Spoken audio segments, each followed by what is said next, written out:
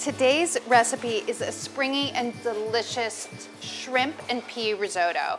I'm grating a little bit of lemon zest that's going to flavor the broth that I'm using to make this, which adds an even springier flavor. You'll need a teaspoon of lemon zest, and you'll want to add that to a pot with 4 cups of chicken broth or fish stock if you want, and 2 cups of water. You can certainly make a very nice light shrimp broth with the shells of the shrimp if you want to, but of course you may want to buy your shrimp shelled, and chicken broth is really delicious here too. I'm going to add some salt and pepper to that broth as well, a teaspoon and a quarter of kosher salt, and a quarter teaspoon of black pepper. For the rice portion of your risotto, which is the main portion I guess, you'll want to cut up an onion. You need about a cup of minced onion. You can get that from about 1 small onion. For risotto, I like to mince my onion as fine as possible so that it really breaks down in the rice, and you can't really notice it, but it just infuses everything with the delicious flavors. We like to make our risotto here in a straight-sided skillet. It is one of our favorite pans, and we use it frequently for a lot of stuff, but this wide surface area really helps with the evaporation of the liquid, which is important when you're making a risotto. So you want to saute your onion first before you add your rice. Add your onion to 2 tablespoons of olive oil. Saute your onion. You want to let it get translucent. Then add 1.5 cups of arborio rice or carnaroli or violone nano. Those are all great short grain Italian rice. Is perfect for risotto. They have a nice starch content, they hold their shape really well, and with the continued stirring, what you get is this really delicious creamy sauce, and that comes from using the right kind of rice.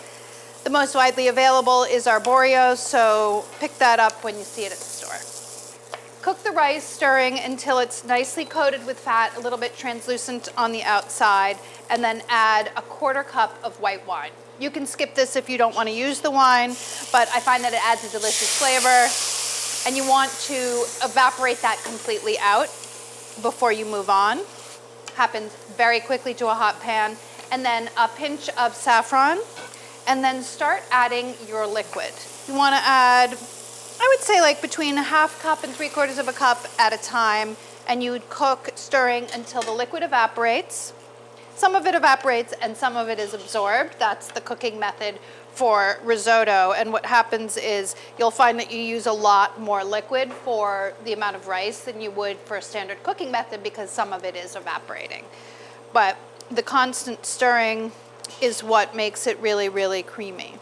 You want to cook until almost all of the liquid is evaporated and or absorbed, like I said, before adding the next addition of liquid. I can see that most of the liquid is gone now. I'm adding some more. You want to continue doing this until the rice is cooked with just like a little bit of a bite, and that's when your risotto is ready to serve. Right before that happens, I'm going to add some shrimp and some peas to make this more of a meal. But this is a perfectly delicious dish even without the shrimp and the peas, to be honest. Quite delightful. Grate some cheese if you're into multitasking during your waiting time. It takes about 20-25 minutes for the rice to cook completely, and in about the last, I would say 5 minutes, if you're going to add anything that needs to cook in the rice, then you're going to add that now. I have a cup of fresh peas here.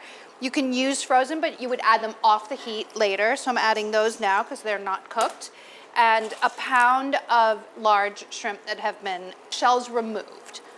Remember before I said that if you wanted to make a shell broth for this, you could. You just peel your shrimp, add them to some water, and cook for about 15 or 20 minutes. It's a very delicate broth, but it's nice here. Or you could add them to your chicken stock if you wanted to. So then you want to cook this until there's a nice creamy sauce around your rice. Your shrimp are cooked, your peas are cooked. Should take another couple of minutes. And what you're looking for, like I said, is a nice creamy sauce. Each grain should be surrounded by the creamy sauce, but it should not be stiff. It shouldn't mound up in a bowl. If it does, then it is not properly cooked. And I'll show you what I mean when I get there. I just added a lot of cold shrimp, so I'm going to turn my heat up a little bit, add a little bit of additional liquid. If at any time while you're cooking your risotto you find that you run out of liquid, just add a little bit more broth and keep it warm. It shouldn't be boiling the whole time, just a nice steam coming off of your liquid will keep it nice and hot. This is the point where you want to be careful. You don't want to overcook your shrimp. They will get tough and that's not nice.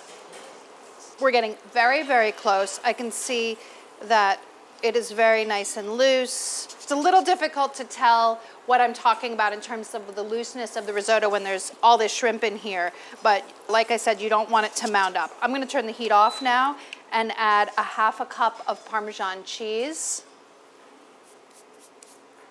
3 tablespoons of butter, and some lemon juice, about 4 teaspoons of lemon juice.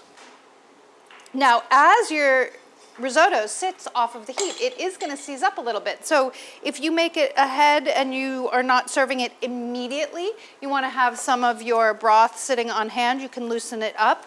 You certainly don't want to overcook it, but if you add just a little bit of broth and put it back on the heat for a second, it'll loosen right back up again. And adding the butter is the last and final touch of making it the most unctuous and delicious dish that it can be. When I was taught how to make risotto, they said that it should wave in the bowl like the sea, which I think is really a nice way of putting it. And you can see just the risotto part, even that I feel like is a tiny bit tight, so I'm going to add a little tiny bit more liquid. And if your bowl is nice and warm, it keeps it from seizing up. So if you want to go the extra step, put your oven-proof bowls into a 200-degree oven and keep them nice and warm while you're finishing your risotto, and then it will not cool it down when you put it in the bowl. See how it's moving and sort of nice? That's the way that it should be. There you go. And this is a pretty, this one is pretty hearty and nice for a meal, but if you do a simpler version without any add-ins, it's also a great way to start a meal. And it's really, really delicious. And try this version because it's super springy and spring has finally arrived. Enjoy. If you like recipes like this and you want more, make sure to click like and subscribe because we have plenty more where this came from.